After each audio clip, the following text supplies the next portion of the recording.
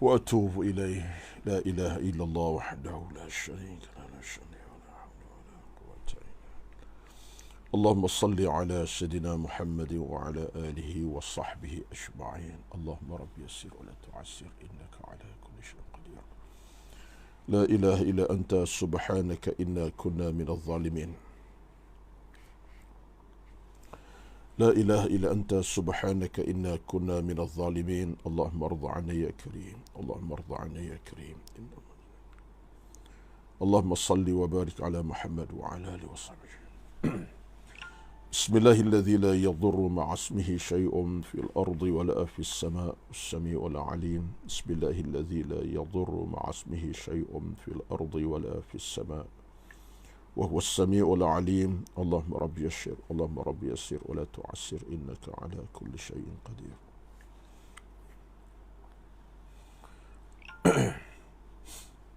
اللهم رب يسر ولا تعسر إنك على كل شيء قدير. ولا حول ولا قوة إلا بالله العلي العظيم. اللهم صل على سيدنا محمد وعلى آله وصحبه أجمعين. اللهم صل على محمد وعلى آله وصحبه.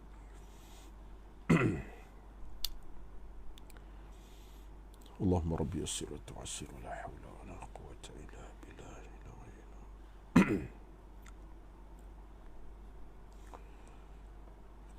السلام عليكم ورحمة الله وبركاته. إن الحمد لله نحمده ونستعينه ونستهديه ونستغفره ونعوذ بالله من شرور أنفسنا ومن سيئات أعمالنا. من يهده الله فلا مضل له ومن يضلل فلا هادي له. أشهد أن لا إله إلا الله وحده لا شريك له وأشهد أن محمدا عبده ورسوله. ربنا عليك توكلنا وإليك أنبنا وإليك المصير. اللهم رب يسر أمورنا ولا تعسر علينا إنك أنت العليم الحكيم. لا إله إلا أنت سبحانك إنا كنا من الظالمين. اللهم أحسن عاقبتنا في الأمور كلها وأجرنا من خزي الدنيا وعذاب الآخرة. اللهم اجعلنا من عبادك الصالحين. اللهم ارزقنا الخير والعافية والسلامة والبركة والتوفيق والمغفرة برحمتك يا أرحم الراحمين. اللهم إنا نعوذ بك من البرص والجنون والجذام ومن سيء الأسقام. اللهم رب اشرح لي صدري ويسر لي أمري واحلل عقدة من لساني يفقه قولي يا رب العالمين. أما بعد، أعوذ بالله من الشيطان الرجيم. يا أيها الذين آمنوا توبوا إلى الله توبة نصوحا عسى ربكم أن يكفر عنكم سيئاتكم ويدخلكم جنات تجري من تحتها الأنهار. Bermaksud, wahai orang-orang beriman, bertaubatlah kepada Tuhan kamu, yakni kepada Allah dengan taubat yang sebenar-benarnya. Mudah-mudahan Tuhan kamu, yakni Allah Subhanahu wa taala, akan menghapuskan segala dosa-dosa dan kesalahan kamu dan dimasukkan kamu ke dalam syurganya yang mengalir di bawahnya air sungai yang indah dan lazat. Surah At-Tahrim ayat ke-8. At-Tahrim ayat ke-8. Sadaqallahul Azim. Yang berbahagia dan dihormati, yang dikasihi pengurusi dan kuasa pengurusan Surau An-Nur Fasa 3A Bandar Seremban Selatan, dan seluruh jawatan kuasa pengurusan surau An-Nur fasa 3A, indikasi yang diraikan di pagi yang penuh barakah ini, seluruh para jamaah, khasnya dari kalangan rakan taulan, rakan-rakan jamaah surau An-Nur fasa 3A, dan tidak dilupakan juga rakan taulan di luar sana yang jauh di utara, di selatan, di Semenanjung, di Sabah Sarawak, bahkan mungkin luar negara yang bersama-sama menonton sama ada live ataupun recording kemudiannya. Mudah-mudahan semua kita dalam keadaan dihimpunkan hati-hati kita kerana Allah Subhanahu wa taala, yang jauh berhimpun kerana Allah, yang dekat bersama kerana Allah Azza wa Jalla. Kerana tidak ada suatu kehidupan lebih selesa dan bahagia, tuan-tuan, kita yakin, percaya, melainkan hidup ini adalah kerana Allah dan demi Allah Subhanahu wa taala. Hidup dan mati kita kerana Allah, demi Allah. Tak ada matlamat yang lebih jauh daripada itu.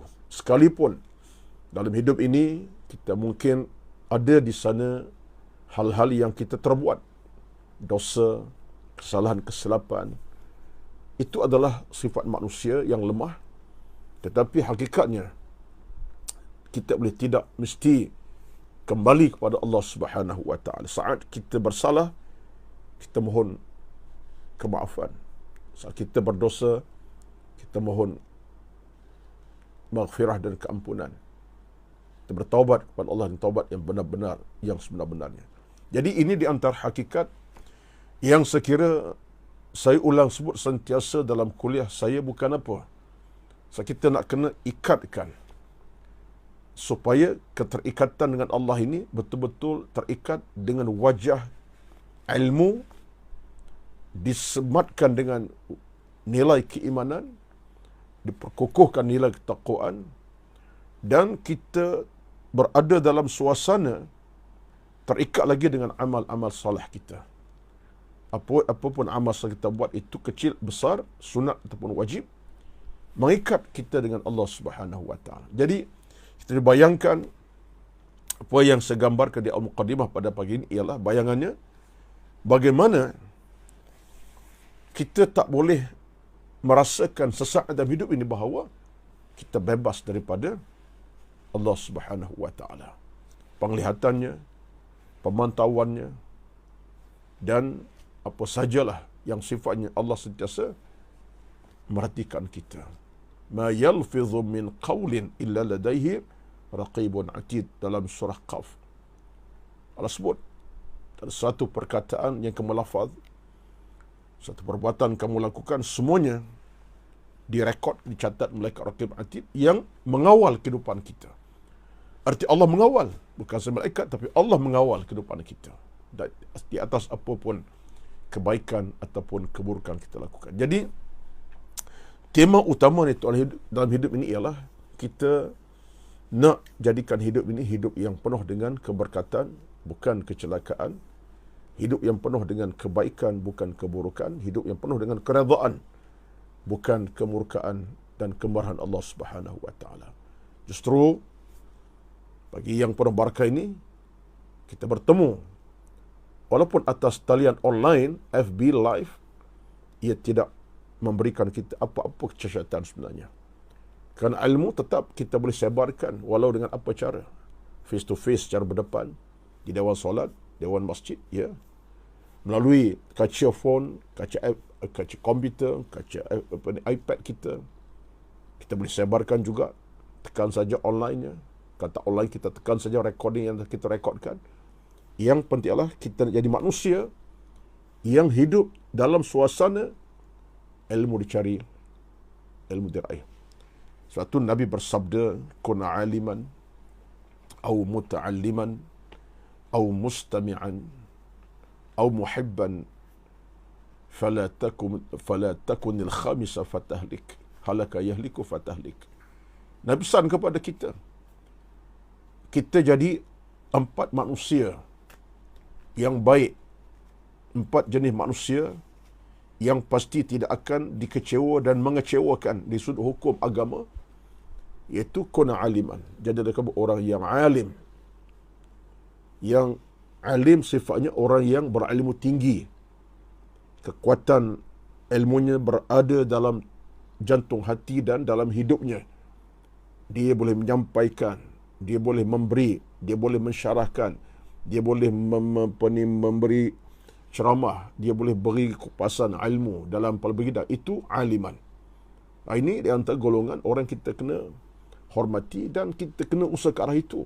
Ialah, bukan bermaksud mesti alim kita sampai tahap seorang mufti, seorang imam besar di masjid. Bukan, tapi kealiman tu kita kena cari. Tapi tak apa, mungkin kita tidak ada kekuatan sampai jadi orang alim. Nabi sebut kepada kita, muta'alliman. Kamu jadi orang yang belajar ilmu. Muta'alliman. Yang usaha ke arah cari ilmu itu berlaku bila-bila masa sahaja. Kerinduan kepada ceramah-ceramah agama, kerinduan kepada program ilmu, berkitab, kerinduan kepada kuliah-kuliah duha, maghrib, isyak, mungkin subuhnya, dan kuliah-kuliah diadakan baik online di masjid di surau. Kerinduan untuk datang ke masjid berjemaah, dengar ilmu disampaikan. Itu orang yang muta'alliman, yang menghidupkan masa dengan mengaji dan belajar. Duduk dalam suasana menghadap ilmu melalui guru yang mengajar. Muta'alliman. Maknanya orang yang sentiasa mencari ilmu. Dia bergerak sana sini kerana ilmu. Sekalipun perjalanan makan masa setengah jam, 1 jam, 2 jam, 3 jam. Apalagi kalau 10 minit saja. Muta'alliman. Jadi orang yang kedua, muta'alliman, kata Nabi. Yang ketiga, jadi orang yang muhibban. Yang ada kecintaan. Al-hub. Ada keseronokan. Nak belajar. Dia mungkin faktor dia dari sudut masa ialah bukan tak ada, tapi kekangan. Mungkin faktor masa ada, tapi kekangan kesihatan. Ialah manusia Allah uji sampai tahap tak boleh bergerak, tak boleh nak berjalan, tak boleh melangkah. Contohnya, tak kira usia tua muda, ada orang macam tu. Tapi ada muhibban tadi. Dia ada kecintaan. Al-hub lil-ilmi. Dia nak pada ilmu. Nak hadir. Kadang-kadang diusaha dia untuk hadir. Walaupun bertongkat, walaupun dia berjalan. Saya ingat sebelah kaki contohnya. Contoh. Walaupun mata tak nampak jelas. Tapi muhibban tu ada, sampai dia. Tak sampai pun, dia dengar macam sekarang ni. Phone dibuka, tekan saja, bahkan share pada orang lain, dia dengar 1 jam, setengah jam perbincang ilmu dan pelbagai topik dan tajuk. Kupasan diberi. Muhibban tu ada, kecintaan itu. Yang kita takut tuan-tuan, kecintaan tak ada. Alim pun tidak, nak belajar tidak, cinta ilmu pun tidak ada. Zero, kosong. Ini ketakut. Yang keempat, kata Nabi, jadi orang yang mustami'an. As-sama' mana mendengar dengan telinga. Al-istima' mustami'an, dia mendengar. Dialah faktor hidup ni. Kadang-kadang Allah uji dengan masalah tadilah. Tidak ada kekuatan fizikal nak melangkah. Uzur syar'i, yang syar'i, uzur yang melampau. Tetapi dia ada kekuatan mendengar. Hatinya masih dekat dengan nak mendengar apa disampaikan, jauh dan dekat. Jadi, kekuatan tu ada dalam jiwanya. Jadi, orang suka mendengar. Ilmu masuk ke dalam diadanya dengan pendengaran. Ilmu masuk dalam hatinya dengan sebab ilmu mendengar sesuatu disampaikan. Bab fiqh, bab hadis, tauhid, macam-macam, akidah, macam-macam. Jadi, kalau kita kumpul keempat-empat ni, memang betul lah tu. Alim, belajar ilmu, cita ilmu, dan mendengar ilmu. Kata Nabi, jangan jadi orang kelima, fatahlik. Orang kelima siapa? Jahil lah. Jangan jadi orang jahil, kamu akan hancur binasa. Meracau kita, merapu kita akhirnya. Halaka makna binasa. Dah alim tidak, dah belajar tidak, suka mendengar pun, suka ilmu tidak, tak ada cita-cita nak mengaji pun tak ada. Yang keempat, dengar pun tak nak. Jahil. Bila jahil, kamu akan hancur. Halaka yahliku binasa. Dia binasa bukan soal fizikal kita hancur lebur dalam masa tu. Hancur hati, hancur jiwa, hancur akhlak, hancur keimanan, hancur kehidupan kita. Hidup, tapi hidup yang tak ada pedoman, yang boleh memimpin jalan yang baik. Hidup sekadar makan, minum, pakai, seronok, santai, bekerja, cari harta. Tapi tak terarah kepada soal keimanan. Tak subur agama dalam hidup. Tak subur iman. Dia hanya reti makan, pakai, seronok, santai, kerja, masuk jawab keluar pejabat, balik tidur di rumah, kemudian pagi bangun. Ini bukan akhlak seorang yang beriman. Kalau itulah watak kehidupan kita seharian, sekadar itu merupakan kehidupan biasa. Orang bukan Islam pun itulah kehidupan mereka. Tapi orang beriman ada sandaran utama, iaitulah dia dipandu oleh ilmu dan iman. Sehingga dia nak jadi orang berilmu tinggi, belajar ilmu, suka kepada ilmu, muhibban tadi, dan dia nak mendengar ilmu sampaikan. Jadi, kita nak, tuan-tuan, kita nak sampai ke tahap itulah, ya. Saya tidak bercadang cakap tajuk tu pada pagi ni, ya. Tetapi kerana moral kita dalam tiap kali kita berkuliah subuh online ni, saya kena sentuh banyak perkara sebab topik utama saya daripada siaran online ni, daripada semenjak dah berapa tahun bermula PKP lagi sampai hari ini, dah 2-3 tahun ini, walaupun ada kadang miss dari sudut masa, tapi kita biasa tiap minggu ada. Terima kasih kepada Saudara Zul, imam kita dan juga Bilal kita yang telah berikan ruang pada saya, walaupun 40 minit satu program, memadai untuk saya dan kita mendengar ilmu. Sekadar itu, saya pun tak mampu lebih pada itu. Tapi yang penting adalah, saya bercakap ini kerangka untuk ingatkan diri saya sendiri. Dan dalam tempoh bercakap ini, kerana kita fokus kepada tasawuf. Cuma saya tidaklah terlalu mendalam tentang tasawuf begini, tapi saya ambil rangka umum. Cakap tentang soal pembinaan hati, pembangunan jiwa, soal kemantapan akhlak, soal kemantapan ilmu di dalam jiwa, soal kemantapan ibadat dalam kehidupan, soal proses kita nak jadi hamba Allah yang bertakwa. Itu kerangka tasawuf yang saya fahami, yang saya bawa dalam kerangka tajuk-tajuk yang saya sampaikan setiap minggu ataupun dalam tempoh online di bawah tajaan Surau An-Nur fasa 3 ini, tuan-tuan sekalian, Bandar Sebelah Selatan. Jadi, saya cadang pada pagi ini untuk kembalikan seketika ingatan kita semua kepada ayat dibacakan tadi, iaitu surah At-Tahrim ayat ke-8. Tadi saya mukadimah tadi, At-Tahrim ayat ke-8, saya rekodkan balik bacaannya, ya ayyuhallazina amanu tubu ilallahi taubatan nasuha asa rabbukum an yukaffira ankum sayyiatikum wa yudkhilakum jannatin tajri min tahtihal anhar. Iaitu maksudnya Allah ingatkan kita supaya kita ni kembali kepadanya.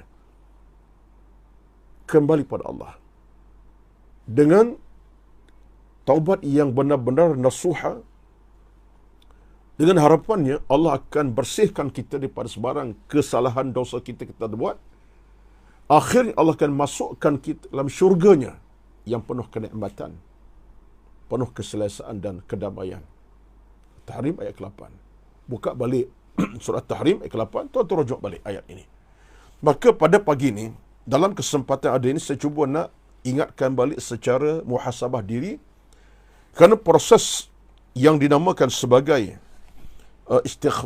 kampunan dan maghfirah, tuan-tuan, adalah satu proses penyucian. Ibarat kalau gelas yang ada depan saya sekarang ini kotor, ya, penuh dengan daki ataupun dengan kekotoran, saya mesti bersihkannya dengan menggunakan sabun mungkin, ataupun powder-powder tertentu untuk bersih supaya gelas itu menjadi berkilauan, bercahaya, tidak malap dan tidak kotor. Jadi proses pembersihan saya melalui sabun ataupun apa saja yang powder untuk bersih itu adalah proses penyucian ke arah supaya gelas tadi bersih. Bila gelas bersih, dapat kita guna pakai untuk minum minuman. Tapi kalau gelas kotor, siapa tak tergambar nak minum daripadanya? Tak tergambar walaupun masuk air mineral pun sebab gelas kotor. Berbau pula hapak dan musuk contohnya. Jadi kita kena bersihkannya. Bayangkan kita ni, tuan-tuan, dalam hati kita mungkin bertapak segala-gala perkara. Membusuk dah kita ni sebenarnya, tuan-tuan, ya. Saya guna perkataan payah tu nak sebut dengan mudah, tapi saya guna perkataan macam itulah. Kira-kira dah membusuk dah kita punya kita punya kehidupan kita ni. Sebab jiwa kita dah sakit sangat, hati kita dah banyak sangat dosa kesalahannya. Apa tak masuk hati kita ni, hal-hal yang buruk, sifat-sifat yang keji. Saya kata macam itulah, ya, kita kena terima, kita kena terimalah, ya, sebab kita manusia ada kekurangan. sifat-sifat buruk, suka adu domba, suka kata mengata, keji mengeji, dengki dendam. Dah masuk dalam hati kita ni. Bukan setiap dua hari sekali, hari-hari. Pagi masuk, petang masuk, tak keluar-keluar dah. Jadi kita berada dalam sebuah hati yang begitu rosak dan begitu kotor sebenarnya. Kalau kita ibarat gelas tadi, hitam pekat. Nak bersih tu kena guna sabun yang paling kuatlah dia punya powernya. Baik. Dalam Islam, kita ada sabun yang paling mujarab. Kita ada powder paling mujarab. Apa dia? At-taubatu ila Allah. Istighfar dan taubat kepada Allah Subhanahu wa taala. Ini sabun utama kita. Tak maaf tuan-tuan ni, saya guna perkataan itu mungkin tidak menarik sangat, tapi memahamkan situasinya, sabun istighfar taubat ini paling penting untuk dapat bersihkan hati yang dah kotor, boleh bersih, jiwa yang sakit boleh sembuh. Sebab istighfar taubat.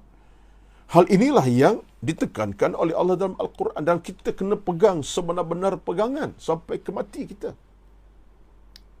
Itulah kesegeraan kita kepada mohon taubat ni tuan-tuan, satu benda yang ditutup dalam syariat, dalam agama kita. Kesegeraan. Tak boleh kita tangguh-tangguhkan, tak boleh kita bersikap, kita melengah-lengahkan, tak boleh. Sebab tu para ulama kita berpandangan, bersependapat menyatakan bahawa hal tentang soal taubat ini, qala al-ulama'u at-taubatu wajibatun min kulli dhanbin. Ulama bersepakat, dan kata Imam Nawawi dalam muqaddimah kitab Shalihin, taubat wajib bagi setiap dosa yang kita lakukan. Wajib. At-taubatu wajibatun. Jadi proses ini, proses kita kena ambil macam mana? Bila sebut kewajipan, satu benda wajib, mana kita tak boleh tinggal. Di saat kita wajib solat zuhur, wajib kita berpuasa Ramadan, wajib kita tunaikan hak Allah dalam agama, zakat dan masuk kadang-kadang soal haji, wajib tunaikan. Wajib juga kita bertaubat. Jadi kedudukan taubat dalam Islam ni sama taraf dengan kewajipan puasa Ramadan, kewajipan-kewajipan yang lain dengan solat kita dan seumpamanya. Jadi mana kita tak boleh tinggal. Dan lebih utama lagi kalau bercakap tentang dosa-dosa kita kepada Allah Rabbul Jalil dan dosa kita kepada sama kita manusia. Kerana cabang dosa dalam hidup ini banyak sebenarnya. Kalau kita tengok dalam renungan banyak perkara yang disebutkan para ulama, dosa banyak kita ni, dosa dengan Allah, dosa Rasulullah, dosa dengan makhluk-makhluk alam, dosa dengan alam sekitar. Pun dosa juga tu. Kita tebang pokok-pokok tanpa sebab, semata-mata kerana nak meraih rezeki, nak meraih kekayaan secara begitu mudah, sampai pokok tumbang, kita tumbangkan sampai tak ada pasak bumi lagi, sampai banjir berlaku. Itu pun dosa juga kepada alam cakrawala. Dosa kepada binatang. Tak usah kita bunuh binatang yang tak bersalah, kerana kita benci saja, kita pukul sampai mati seekor ayam. Ya, contohnya, kerana sekadar dia berak di atas apa ni, kita punya tu contoh. Ini satu benda lah. Memanglah kita marah kepada ayam ke kucing ke apa yang, tapi bukan sampai tahap kita membunuh mereka. Tapi menghalau itu satu usaha ad-murawati. Tapi yang penting adalah dosa pelbagai. Dosa kepada alam sekitar, dosa kepada alam binatang haiwan. Jadi banyak cabang. Cuma dalam kerang kita ialah kita bercakap dosa kita kepada Allah dan kepada manusia lah. Itu yang norma dosa kita buat pada Allah, Nabi, dan dosa kita kepada manusia. Tapi apa pun cerita saya tidaklah detailkan dosa-dosa apa dia. Tapi yang pentingnya ialah bila sebut tentang mohon ampun pada tuan-tuan sekalian, dia merupakan satu di antara perkara yang paling utama yang mesti menjadi asas kehidupan kita. Beramal, beribadat, mohon ampun didahulukan. Berilmu dan beramal, beribadat, mohon ampun mesti tak depan. Maknanya jangan kita kata, aku dah beramal, beribadat, tak payah minta ampun. Tidak. Sekalipun kita beramal, beribadat, buat pahala macam-macam, mungkin ada dosa kita buat, kena segera minta ampun. Jangan biarkan dosa kecil itu kecil, kemudian kita biarkan, tak boleh. Maksud saya ialah dosa ini walaupun kecil mana, tetap kita kena mohon ampun kepada Allah Subhanahu wa taala. Baik. Izinkan saya pada pagi ini dalam kerangka untuk bercakap tentang soal dosa dan keampunan ini, supaya kita nampak jalan yang kita lalui nanti. Izinkan saya untuk membacakan 2-3 ayat lah. Kalaupun kita dah tahu sebelum ini, kita cuba nak perkemaskan lagi. kita punya kefahaman dalam bab mohon ampun supaya kita kita jadikan mohon ampun sebagai satu jalan hidup kita. Malam, siang, pagi, petang, tak kira bila masa, istighfar kita berkumandang. Air mata tumpah kepada Allah, kita mohon keampunan.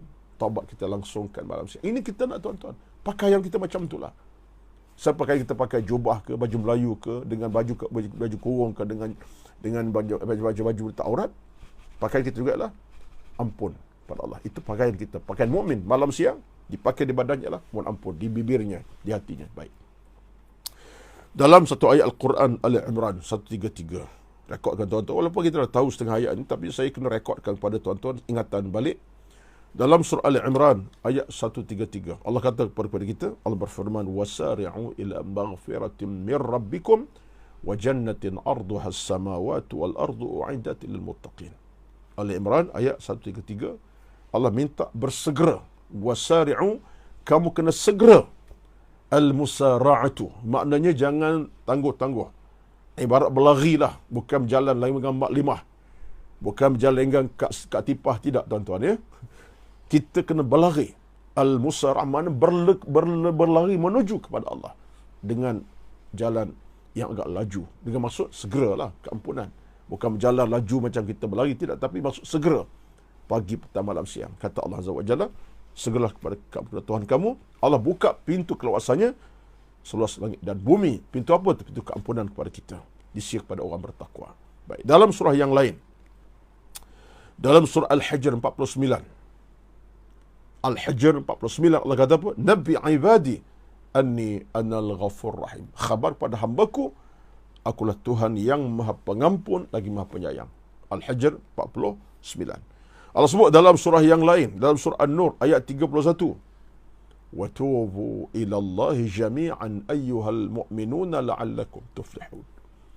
Dan segera kamu kepada keampunan Tuhan kamu, wahai manusia, orang beriman, kamu akan beruntung, kata Allah. Kamu akan berjaya. Kamu tak akan gagal. Bahkan kamu akan berjaya, beruntung di sisi Allah di pada masa nanti. Dalam surah yang lain, dalam surah Al-Imran 135, Allah sebut kita apa ya tuan-tuan? Wallazina idza fa'alu fahishatan aw zalamu anfusahum dzakarullaha fastaghfaru lidzunubihim wa may yaghfiru dzunuba illa Allah. Dan bila kita merasakan kita buat silap dan dosa kejahatan, segera. Bila kita rasa kita buat benda tak elok, benda tak baik, dosa, kezaliman kepada diri sendiri, segera kepada Allah. Segera macam mana? Kepada Allah kita mohon keampunan. Fastaghfaru lidzunubihim, mereka mohon keampunan kepada Tuhan mereka. Mohon ampun. Kita minta merayu. Wa may yaghfiru dzunuba illa, siapa lagi yang boleh mengampunkan akan dosa kesalahan kita. Itu di antara ayat Al-Quran. Dalam hadis Nabi sebut kepada kita apa dia? Antaranya kata Rasulullah, man taba qabla an tatlu'a asy-syamsu min maghribiha taballahu alaihi, riwayat Imam Muslim. Siapa yang bertaubat belum matahari naik dari sebelah barat, Allah terima taubatnya. Jangan tunggu dekat kiamat, matahari naik sebelah barat dah baru taubat. Jangan, kata Allah. Kata Nabi, segeralah sekarang ni. Taballahu alaihi, Allah akan terima taubat, Allah akan ampunkan dosanya. Imam Muslim meriwayatkan. Dalam hadis daripada Imam Tirmizi, Nabi sebut kepada kita, Inna Allah Azza wa Jalla yaqbalu taubatal abdi ma lam yugharghir. Allah terima taubat kita belum nyawa di halqum. Belum nyawa di halqum, tuan-tuan. Belum nyawa dekat sini, Allah terima. Dah nyawa kat sini, no. Itu satu lagi perkara yang menakutkan kita. Dan lebih takut, kita tak tahu di mana. Bila sampai ke sini, kita tak tahu. Tak akan tahu kita, nyawa kita ke sini bila? Petang, malam, siang, sekarang, tak tahu. Mengejut. Lagilah terhalang kita daripada keampunan kalau tunggu nyawa kat sini. Tiba-tiba sekarang contohnya, ialah sebut sekarang ni pun saya takut sebenarnya. Sekarang ini habis kita. Tadi mengelewat subuh contohnya, tak minta ampun pun, sembahyang pun tak subuh lagi. Tiba-tiba Allah tutupkan kita punya ruang pernafasan setakat halqum ini, nak minta ampun apa lagi? Habis. Jadi itulah yang menakutkan kita. Kemudian dalam hadis yang lain Nabi sebut kepada kita, hadis Imam Al-Bukhari, wallahi inni la astaghfirullah wa atubu ilaihi fil yaumi akthar min 70 marrah. Kata Nabi, demi Allah aku mohon ampun dan bertaubat Allah setiap hari lebih daripada 70 kali. Ada yang satu hadis lain kata Nabi mi'ata marrah, lebih 100 kali. Beratus kali Nabi buat. Oh, ampun pagi malam siang tuan-tuan. Kalau Nabi seorang insan yang dosa dah tak ada, bersih sebersihnya, tak ada masalah, kita tak cukup 10 kali pun kadang-kadang. Tak cukup 2 kali pun. Pagi ni contoh belum lagi ni istighfar. Katakanlah, rugilah kita. Tapi kalau kita dah mula tadi dengan air mata tumpah, istighfar dah pula sekali, ratus kali, alhamdulillah, sambunglah untuk petang sampai tengah hari malam nanti insya-Allah. Jadi ini proses tuan-tuan baik. Saya nak ringkaskan sebab saya tahu dalam kesempatan pagi saya bukanlah nak cakap taubat kesun, tapi nak ambil ringkasan supaya kita nampak di mana kita berada dalam konteks taubat ini. Baik tuan-tuan sekalian, saya nak ambil satu perkataan mudah. Taubat ini apa dia sebenarnya? Taubat ini ialah kembali. Ada ya'udu a'idan ilallah. Taubat ni ialah kembali. Itu bahasa taubatnya, sudah bahasa ialah taubat kembali. Kembali pada Allah semula. Setelah kita buat kesalahan, kita balik pada dia. Syaratnya ialah kembali kepada kesucian setelah buat dosa. Syaratnya taubat ialah kembali kepada kesucian setelah kita melakukan dosa. Kita nak suci kembali. Suci hati, suci jiwa, suci akhlak, suci iman, suci dalam dada kita. Tak ada sebarang benda-benda yang merosakkan. Sebab taubat ni dia boleh menghapuskan segala benda yang tidak baik, tidak elok baik. Tuan-tuan sekalian, izinkan saya pada pagi ini untuk saya membacakan di sini catatan saya dalam buku saya ni tuan-tuan sekalian. Saya nak bacakan beberapa kebaikan. Itu dia. Ya. Beberapa kebaikan orang ikhlas dalam bertaubat kepada Allah Azza wa Jalla. Dalam masa berbaki sekitar 10 minit pada sekarang insya-Allah. Kalau siapa boleh buat catatan, buat catatan. Buka nota, cari pensel sekarang, pen sekarang, cari kertas A4, dalam buku nota apa saja, buat catatan. Ini ilmu ni sesambil. Tapi yang di rumah lah, yang bermenu jangan cari pasal ya. Jangan cari pasal tengah madu tengah menulis, jangan. Dengar okey. Tapi yang di rumah boleh buat catatan. Baik. Saya sebut kat sini, orang yang ikhlas dalam taubatnya akan mencapai banyak kebaikan. Ini antara wording saya pada pagi ini. Dalam wording yang saya kira saya nak berkongsi dengan tuan-tuan. Dalam catatan saya lah, nota saya ni ada depan saya. Ya, saya tak cakap kosong ni tuan-tuan ni. Ada depan saya nota pelbagai yang saya dapat buat catatan untuk saya dan tetapan yang mendengar ceramah saya ataupun kupasan saya pada pagi ini. Dan saya pada sebut dalam beberapa siaran TV sebelum ini, dalam rancangan Ustaz, saya ingat saya kalau ikut catatan saya pada bulan November 2020 lagi, musim PKP tu. Ya, ada saya cakap taubat yang tertangguh. Kalau siapa yang pernah menonton live Ustaz 2 bulan 11 2020, tajuk saya ialah taubat yang tertangguh. Saya cuba rekodkan balik lah apa yang saya dah sebut dalam CV. Tak apa, kita bincang, kita sebut benda secara berterusan. Tak kira di mana-mana. Luar TV, dalam TV, kita sebut. Ini ilmu. Baik. Orang yang ikhlas dalam taubatnya akan dapat mencapai beberapa kebaikan. Ikhlas taubat. Ikhlas taubat tuan-tuan ya. Ikhlas dalam taubat. Sungguh-sungguh dia bertaubat. Bukan taubat cincai. Bukan. Kesungguhan itu ada. Ikhlas. Ada dapat kebaikan. Apa pertama? Dicintai oleh Allah Subhanahu wa taala. Dia akan dicintai oleh Allah Subhanahu wa taala sesuai dengan ayat Al-Quran surah Al-Baqarah ayat 222. Nyata dan jelas daripada Al-Quran surah Al-Baqarah ayat 222, Allah berfirman, "Innallaha yuhibbut tawwabin wa yuhibbul mutatahhirin." Allah amat cinta sayang kasih pada hamba yang bertaubat dan hamba yang sentiasa membersihkan diri. Jelas, orang yang bertaubat ini akan dapat kecintaan Allah SWT. Allah makin sayang kepada, Allah makin cintakan dia. Allahu Akbar tuan-tuan, dirahmati Allah sekalian. Tak nak ke? Rugilah kita tak nak tuan-tuan. Rugi. Baik. Yang keduanya, akan terhapus dosa-dosanya. Yang lama dan yang baru akan terhapus. Dibersihkan Allah. Tak ada sebarang karat lagi dah. Dulu berkarat, sekarang karat Allah hilangkan dengan sebab dia bertaubat. Ya. Ini keyakinan kita.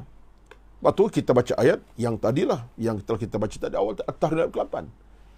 At-Tahrim ke-8. At-Tahrim ke-8 tadi jelas. Allah akan hapuskan dosa-dosa kita yang lalu.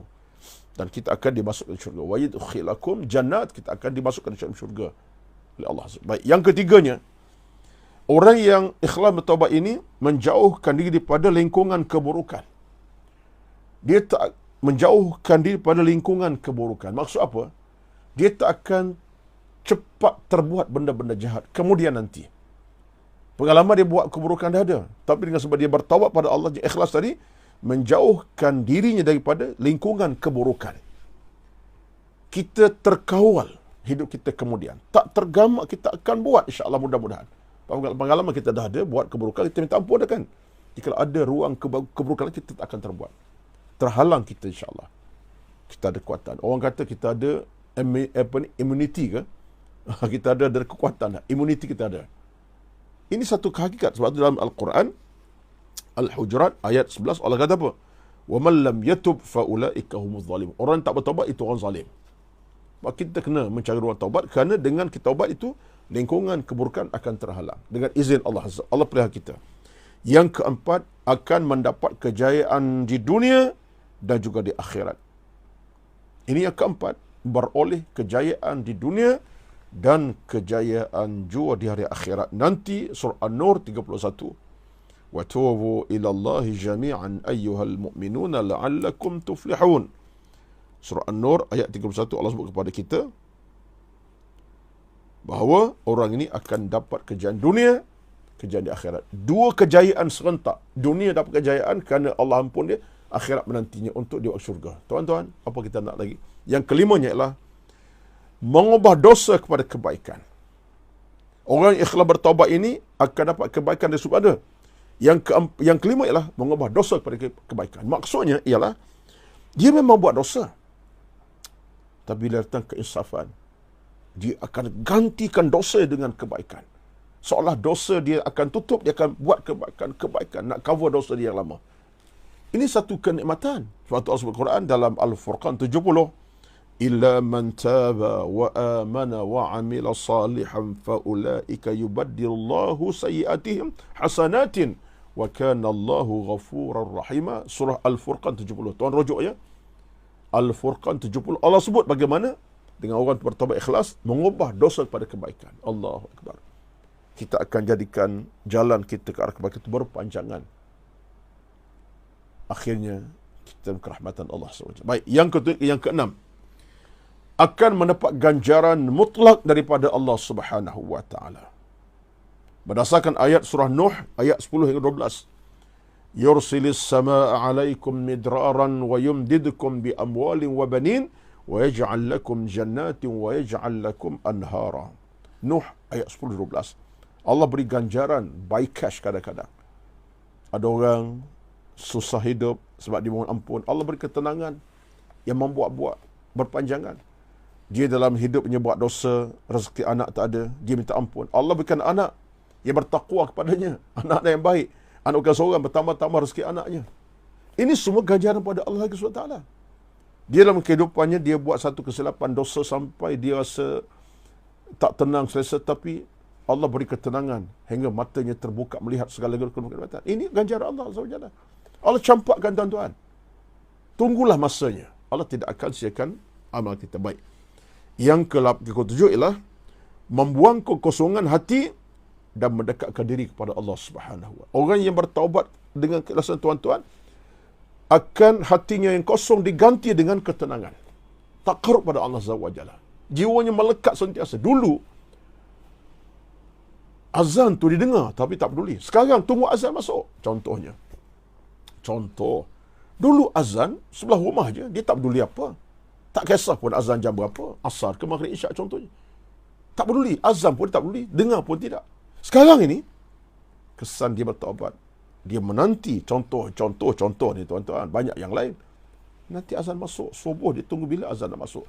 Asar bila azan masuk. Maghrib bila azan masuk. Menunggu menanti. Tuan-tuan, ini semua kekuatan daripada Allah punya rezeki. Allah berikan kita hati yang kosong tadi dengan jiwa mendekat pada Allah. Tuan-tuan, dulu nampak tabung masjid derma tu tak kisah dulu. Lepas ni lalu tak peduli. Pada tak tengok pun. Sekarang dicari mana tabung masjid. Masuk masjid, mana tabung dulu. Belum solat, sunat ke, solat wajib, dia cari tabung. Nak masuk. Contoh, jiwa kita bersih. Baik, yang ke-8 terakhir pada pagi ini ialah membersihkan, mensucikan hati. Antara kuatan keampunan Allah ialah hati kita jadi bersih sebersih-bersihnya. Sekalipun karat dah menebal 30 inci. Satu kaki tebal dah karat ni tuan-tuan. Dosa boleh diampunkan Allah. Ini berdasarkan ayat surah Al-Mutaffifin ayat 14. Al-Mutaffifin ayat 14, Allah kata apa? Kal barrana ala qulubihim ma kanu yaksibun. Allah akan hapuskan karat-karat dosa kita kerana kita mohon ampun kepada. Baik. Ini antara 7 ataupun 8 kenikmatan yang akan dicapai oleh orang yang ikhlas bertaubat. Jadi mudah-mudahan apa yang kita lakukan dalam hidup sehari dua tuan-tuan, kita nak bina sebuah kehidupan yang sejahtera, bahagia, berteras kepada nilai keimanan, bukan nilai nafsu, nilai ketakwaan, bukan nilai kemahuan semata-mata. Jadi mudah-mudahan insya-Allah neraca taubat itu menjadi neraca yang utama, dan pakaian kita istighfar kita kumandangkan, taubat kita dendangkan, kita nyatakan Allah Azza wa Jalla. Mudah-mudahan perjalanan kita pun tenang, bahagia dalam redha rahmat Allah Subhanahu wa taala, dan insya-Allah kita harap pertemuan kita ini akan terus diberkati Allah Subhanahu wa taala. Dan tuan-tuan, untuk meraih keberkatan yang lebih besar lagi, di samping kita berusaha dengan amal soleh kita, jom sama-sama kita berikan sumbangan kita melalui online. Sedikit kita beri, banyak kita sumbangkan. Semua itu tidak akan mengecewakan harta benda kita, rezeki kita, insya-Allah kesihatan kita. Keampunan Allah akan beri melalui online kita kepada tabung surau An-Nur fasa 3A melalui nombor akaun yang ada. Sumbanglah demi ke arah untuk memantapkan perjalanan surau dan perkembangan dakwah mereka, renovation dan macam-macam. Mudah itu saham kita. Sikit kita sumbang, baik kita sumbang, semua menjadi saham besar pada kita di alam sana. Nombor akaun pun ada, tuan-tuan, klikkan saja online. Mudah-mudahan Allah berkati rezeki kita, hidup kita, insya-Allah. Amin rabbal alamin. Itulah sekadar pertemuan kita pada pagi ini. Sekian, assalamualaikum warahmatullahi wabarakatuh. A'udzu billahi minasyaitonir rajim. Bismillahirrahmanirrahim. Alhamdulillahi rabbil alamin, wassalatu wassalamu ala sayyidina Muhammad wa ala alihi wa sahbihi ajma'in. Allahumma inna nas'aluka ridhaka wal jannah wa na'udzu bika min sakhatika wan nar. Allahumma rabbana atina fid dunya hasanah fil akhirati hasanah wa qina adzaban nar. Walhamdulillahi rabbil alamin. Bertemu lagi insya-Allah akan datang. Assalamualaikum warahmatullahi wabarakatuh.